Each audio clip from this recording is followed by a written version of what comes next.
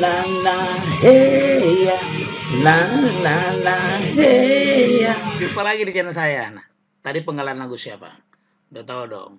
Riff. Ya, Riff adalah sebuah grup band rock yang fenomenal dan papan atas. Nah, kebetulan gue ceritanya lagi bongkar-bongkar arsip gitu ya. Tiba-tiba ketemu. Ternyata gue tuh pernah wawancara Andi. Wah, seru banget dong. Setelah gue lihat gitu. Emang sih videonya karena udah lama ya, tapi gue rasa nih penting juga lah untuk gue share buat teman-teman semua. Karena untuk menuju kesuksesan itu ternyata tidak mudah. Ada proses di dalamnya. Nah, buat adik-adik yang punya grup band atau niat ingin bermain band, nah bisa belajar dari grup Riff. Ada tempat kami berpesta gitu, bukan tempat saya bekerja. Lalu tempat kami berpesta, orang pun jadi tempat saya bekerja adalah di studio. Sebelum saya manggung, saya latihan, saya buatin lagu itu waktu saya bekerja. Tapi kalau gitu saya menginjakan panggung, saya bukan lagi kerja di situ, saya lagi party, lagi pesta pora, menyenangkan orang-orang. Jadi mungkin itu yang bikin asik kan. Tapi dalam perjalanan itu ya tiba-tiba ada juga masalah yang nggak tahu ya. Masalah pertama adalah dengan gitaris Denny. Ya, akhirnya Denny harus mengundurkan diri dari Riff setelah album keempat ya. Setelah album keempat ya Denny harus mengundurkan diri dari Riff karena ya ada perselisihan di antara kami gitu. Karena ya tadi ya yang ternyata dia sudah terlalu melewati batasan porsi yang kami bagi rata itu ternyata sudah tidak menjadi rata kami nilainya seperti itu gitu. Dia sudah terlalu berlebihan. Akhirnya kami ada 4 orang yang sebenarnya ini 1 orang, 4 orang ini ya udah nggak bisa kerja sama lagi dengan 1 orang ini ya. Maaf saja 1 orangnya harus mundur karena masa 4 orang yang mundur dia jangan sedih kan mungkin gitu. Dan akhirnya ya, kan Denny harus mundur dari band ini gitu. Dan, ya, mulailah setelah Denny mengundurkan diri setelah album keempat kami berjalan berempat. Dan dalam proses ini ya kita tetap berpikiran kita butuh 2 gitaris di band ini, nggak cukup dengan 1 Jikun aja. Dan mulainya kita melirik Ovi pada saat itu karena kebetulan kami sering kerja di studionya Ovi punya studio di Bandung dan kita sering bikin lagu di tempatnya Ovi. Sering punya grup ya dulu ya?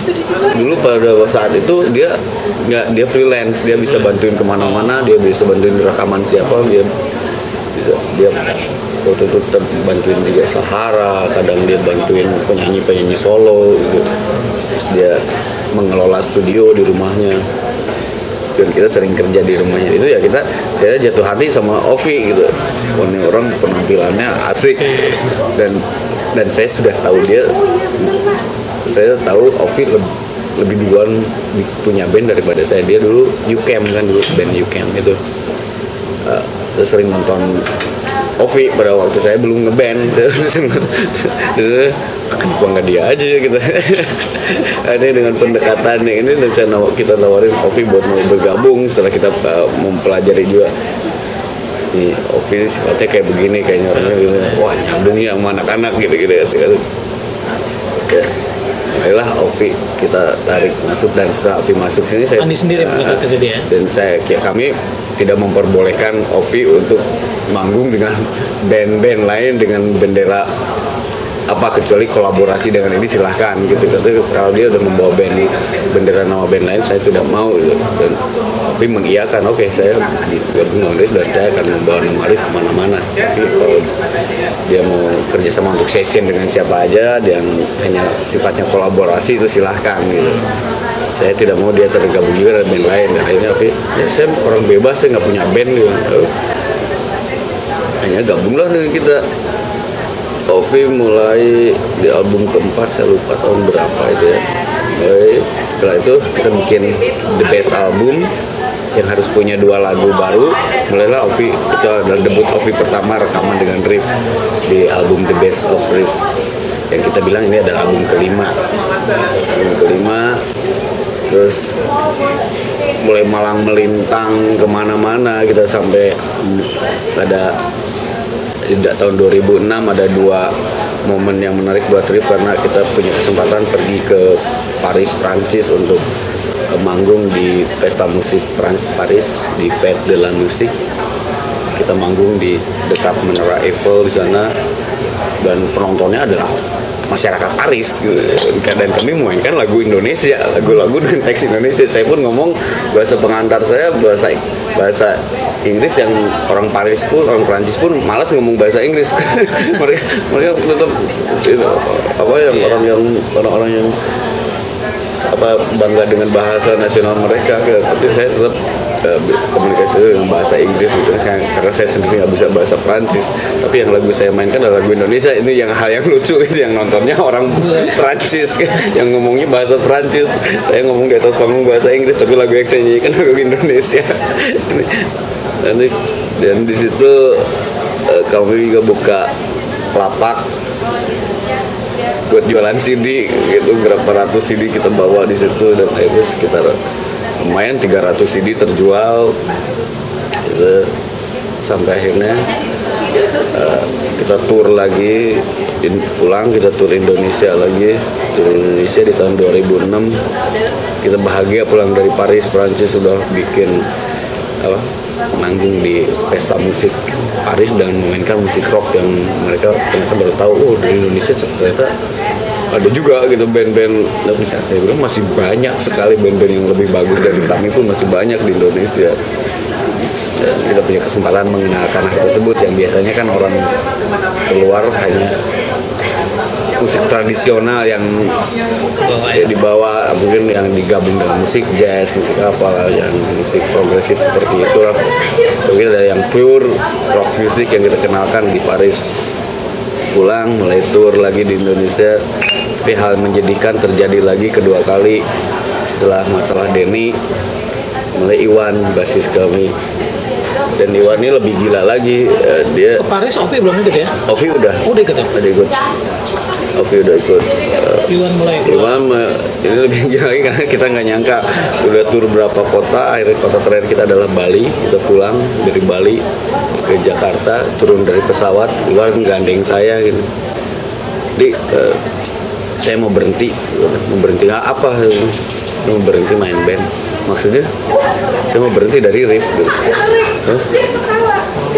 Kamu gila atau apa? Saya bilang kan pakai bahasa Sunda kan balik mana kamu berhenti dari riff gimana gitu.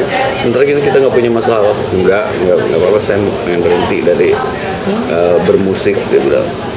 Perjalanan saya dan pengalaman saya bermusik dengan riff dari tahun 90-an sampai 2000 ini, saya bilang udah cukup buat hidup saya.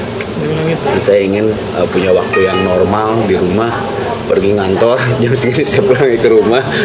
Sedangkan dengan riff kan gak jelas gitu, kadang bisa berapa minggu di luar kota, kadang seminggu berminggu bisa di rumah, kadang jadwalnya kan gak ini. Dia pengen, saya sudah capek dengan pekerjaan band ini. Saya rasa buat hidup saya itu sudah cukup. Ya, tapi kaget ya, tapi alasan yang tidak bisa saya bantah lagi. Kalau dia udah nggak mengatakan hal seperti itu, kecuali kalau dia bilang enggak, saya mau bikin band lagi, ini saya marah besar gitu. Gila lu, kita belajar sama-sama membangun band ini dari awal, kok kamu mau bikin band lagi misalnya seperti itu. Tapi alasan dia adalah saya capek dan saya sudah nggak bisa terbantahkan. Hidup saya dengan musik, dengan band itu sudah cukup sampai hari ini gitu. Itu seminggu, 2 minggu sebelum kita berangkat ke Jepang. Kita harus manggung di Jepang, dan di Jepang pun kita manggung bukan buat manggung di depan TKI atau warga Indonesia di sana.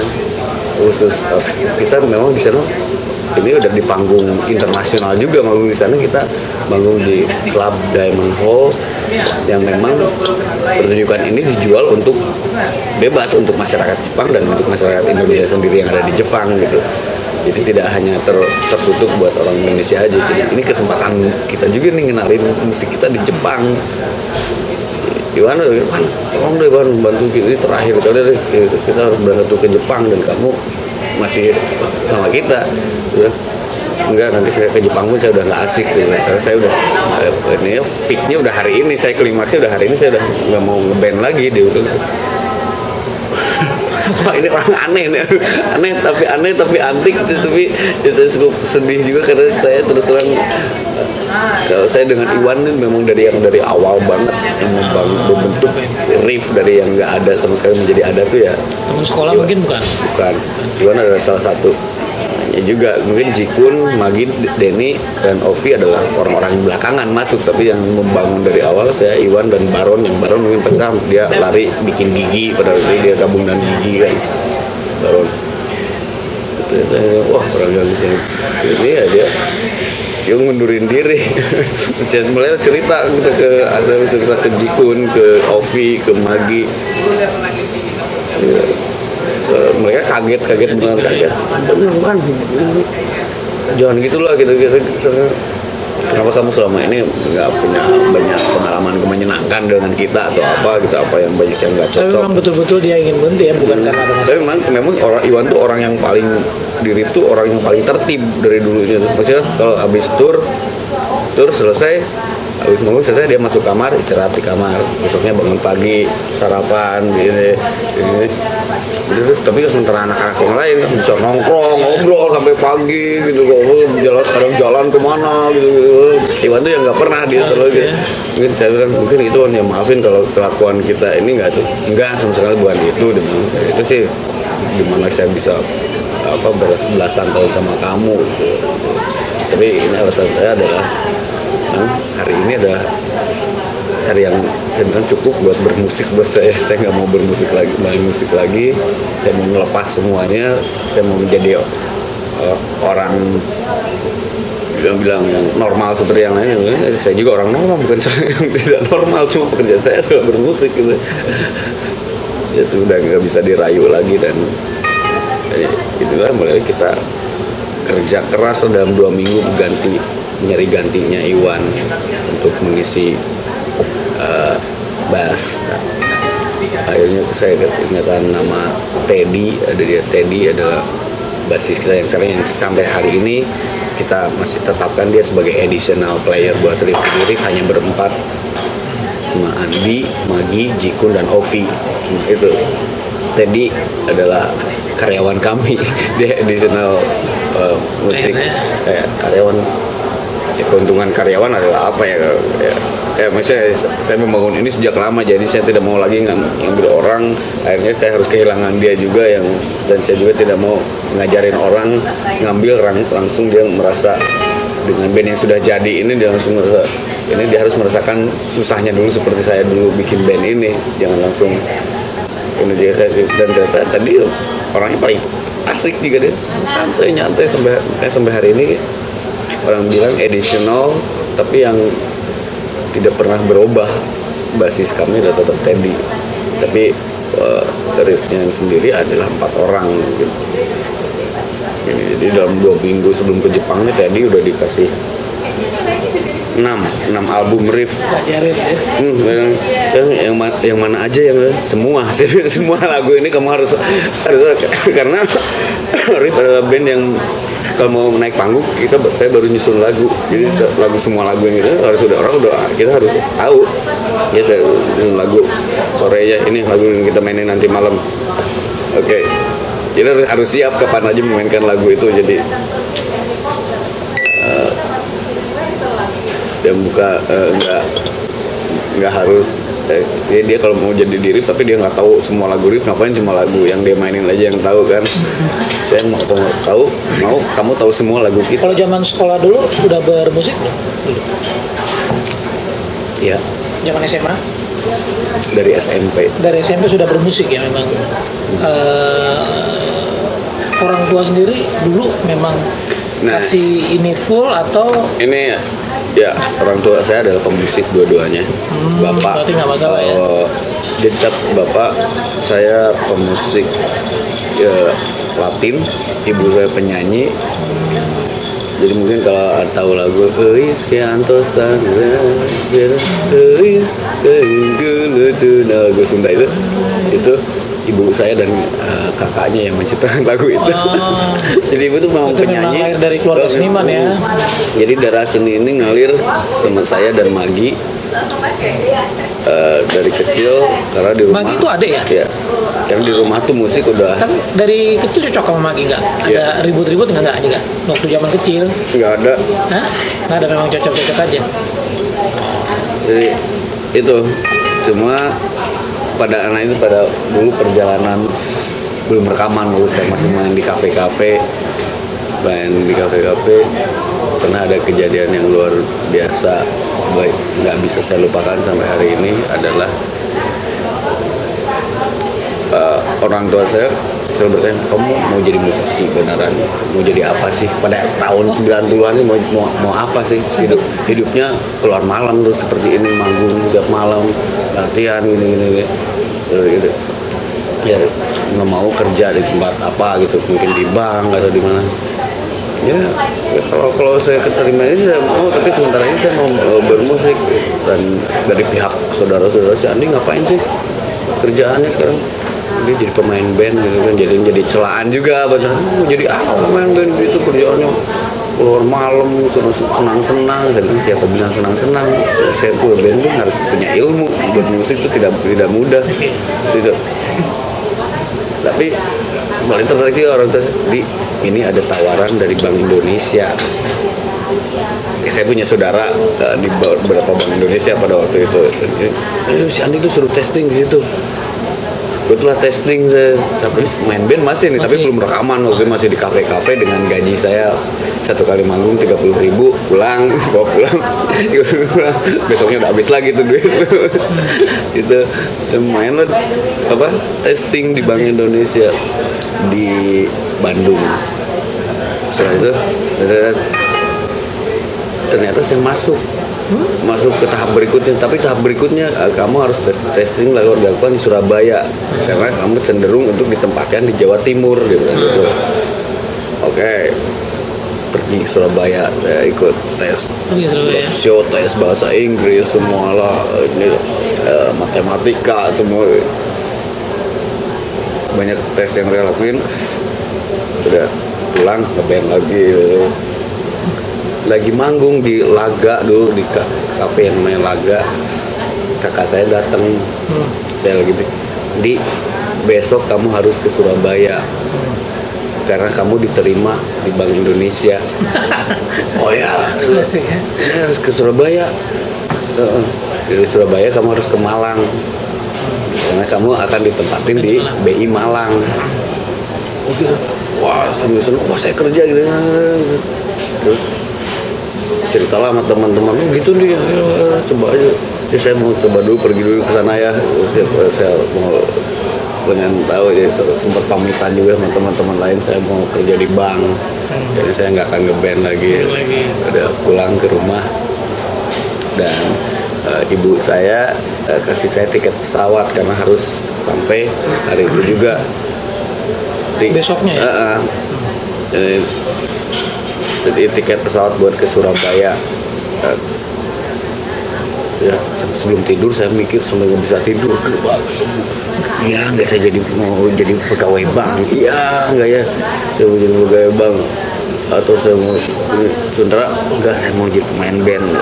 Tapi teman-teman responsnya ngizinin aja ya? Iya, bukan teman-teman nggak ada gitu, nggak bisa ngapa-ngapain karena tidak bisa menjanjikan saya dengan ngapain lu kerja di bank, di sini aja band sama kita sebenarnya. Makanya nggak bisa, soalnya saya di bank udah jelas saya punya gaji sekian setiap bulan dan saya karena dengan band saya masih belum jelas. Ada penghasilan besar, kadang ya tongpes sama sekali nggak ada kerjaan gitu kan, seperti itu. Tapi ini ada kerjaan yang menjanjikan, yang per bulannya saya punya income yang bagus gitu. Oh, negeri pula kan? Terus nanti karirnya pun ini kan. Wah. Ya kayak bisa tidur sampai paginya, saya harus berangkat. Mau ini pakai tiket pesawat sampai Surabaya cuma berapa jam sampai ke sana. Tapi masih ada waktu. Besoknya kan saya harus ketemunya, bukan hari itu. Enggak, saya pakai beli tiket kereta ini, beli pakai kereta api biar saya bisa ini ya nikmatin perjalanan juga deh, saya bilang gitu. jalan kereta api, mikir di jalan juga jadi pemain, jadi pemusik atau jadi pegawai bank. Mungkin kalau iya pun Malang orang bilang kota rock, tapi saya di sana harus menjalin pertemanan lagi untuk bikin. Dan mereka siapa sih ini anak Bandung gitu, mungkin di sana. Sedangkan di Bandung sendiri saya udah punya komunitas yang itu pada saat itu udah punya komunitas sendiri tuh ya? Iya, itu jadi saya maksudnya udah naik kelas, bukan anak-anak yang baru ngeband lagi gitu. Sebenarnya karena ke Malang mereka akan percaya saya udah punya komunitas dan punya pengalaman bermusik cukup. Di sana susah lagi bikin band, bisa lah sambil kerja sambil bikin band gitu. Mikir kereta, tiba-tiba kereta berhenti di Jogja cukup lama. Saya ambil tas, loncat dari kereta turun di Jogja. Enggak, saya mau jadi pemain band, saya nggak mau jadi pegawai bank. Wah, itu saya nggak mau. Akhirnya selama 2 hari saya luntang-lantung di Jogja. Saya tidur di losmen apa lupa namanya, di daerah Sosrawijayan situ, yang semalam cuma berapa puluh ribu gitu. Saya ngeliat situ jalan di Jogja buat ngabisin waktu. Saya udah mutusin ini apa yang sebenarnya saya bilang sama orang tua saya di rumah. Itu pulang sampai rumah gimana nih? Udah interview, udah apa tinggal nunggu panggilan berikutnya. Ini panggilan berikutnya ya kalau ini ya dipanggil, dan kalau enggak ya berarti ludes deh, udah saya nggak diterima gitu. Oh masih gitu ya, iya. Itu udah kebohongan yang besar dan dosa besar. Saya berbohong sama orang tua, sama ibu dan bapak saya yang mereka mensupport. Saya menyediakan fasilitas saya, duit buat kamu Surabaya, bekal kamu di jalan, ini tiket ini. Pulangnya itu kalau ini ya dipanggil lagi, kalau enggak ya saya nggak diterima. Udah berapa hari dan saya nggak sadar, saya bodoh sekali, ternyata saya tuh dipantau sama saudara saya yang kerja di BI sana. Mereka dapat laporan yang namanya Restu Triandi tidak datang pada saat itu ke Surabaya, tidak. Jadi kami coret dia untuk kita dengar, itu paman saya yang dengar, dia cerita ke ibu saya gitu. Nangis ibu saya sampai sudah dapat ini, sudah kerja ini, dapat kerjaan, kamu tolak begitu aja, mau jadi apa kamu gitu. Ya orang susah loh kerjanya dari dan kamu punya kepintaran itu, maksudnya kamu dengan tes yang pure tanpa bantuan siapapun. Saya melalui tes berbagai tahapan, saya lulus, diterima gitu. Jadi kamu dengan entengnya nolak gitu, apa kamu bisa punya kerjaan yang lebih baik dari ini gitu. Ya saya bilang, dan yang cuma dalam hati saya, pikiran saya adalah musik gitu. Punya apa coba kamu kasih lihat, mau kerja di mana, mau kerja di mana lagi. Mungkin suka main motor juga, kamu jadi pembalap jalanan yang sampai saat ini kamu pernah celaka sampai koma, dirawat di rumah sakit karena mau jadi ini, atau mau menjadi buka bengkel atau apa. Enggak, saya mau jadi pemusik, saya mau jadi pemain band. Terus kamu tolong jangan disalahin ini, bakat ini saya dapat dari siapa? Yang dari papap, dari ibu juga. Papap yang kalau dibuka foto album papap tuh sekian, dia sedang in action di atas panggung, dan ibu sendiri yang lagi nyanyi di sana sini gitu. Ini ya darah dari ibu, dan ternyata kuat banget di saya, dan saya yakin saya mau jadi pemusik gitu. Pada saat itu kan ya belum seperti industri, nggak seperti sekarang dengan perjalanan kami bertahun-tahun dari mau jadi apa, mau jadi pemusik gitu. Sama lagi ngomongannya adalah ke bar malam, gonjreng nggak jelas gini. Tapi saya nggak tahu, saya punya feeling yang bagus, karena saya sudah punya teman-teman yang bagus, dan saya sudah bersosialisasi dengan berbagai musisi. Saya udah tahu ini, saya tahu jalan untuk kalau saya melakukannya dengan serius, saya pasti bisa, dan saya akan buktikan itu sama ibu bahwa oke, kayaknya udah nggak bisa ngapa-ngapain lagi kan, marah ini saya udah nggak diterima di situ, udah dicoret, nggak mungkin balik lagi gitu. Oke, ibu mau lihat kamu mau jadi apa, bapak mau lihat kamu jadi apa dengan band ini, dengan band yang kamu bangga-banggakan, yang kamu bikin ini. Ya, tapi ibu sendiri tahu kalau di rumah tuh ada drum, alat musik tuh ada. Magi itu udah kamu dibawa ke debuk dari SMP, dia tuh udah main drum karena sama papa dia ulang tahun keberapa tahun dia kasih hadiahnya drum. Gitu. Saya dikasih elektrik gitar main gitu. Ya untuk apa alat-alat itu, tapi saya sendiri pengen menjadi pemusik kok nggak didukung, saya harus kerja di bank gitu. Ya kamu bisa kan sambil kerja di bank sambil ngeband gitu. Enggak, saya ingin hal yang saya kerjakan adalah profesional. Saya satu itu yang saya tidak mau terganggu dengan hal-hal lain. Udah ada ya terserah kamu, terus kamu mau jadi, tapi ya, tolong kasih lihat orang tua kamu udah punya niat seperti itu, kasih lihat kita bener nggak hasilnya. Kalau ya kamu mengecewakan ya itu udah masalah kamu sama itu udah kamu udah bohong sama orang tua, udah gini tapi kamu ya dengan kerja akhirnya yang dibilang nggak tahu lah ukuran sukses. Kalau saya tidak pernah bilang saya ada orang sukses di musik, saya hanya pemusik yang senang bermusik, dan akhirnya sekarang hari ini saya hidup dengan musik. Dan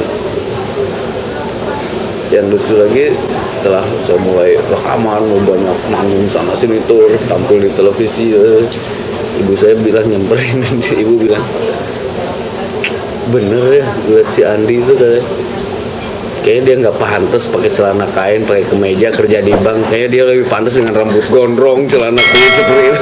Itulah dia kan, kamu tuh memang itu kan. Ibu bener kamu tuh ya, masih kamu tuh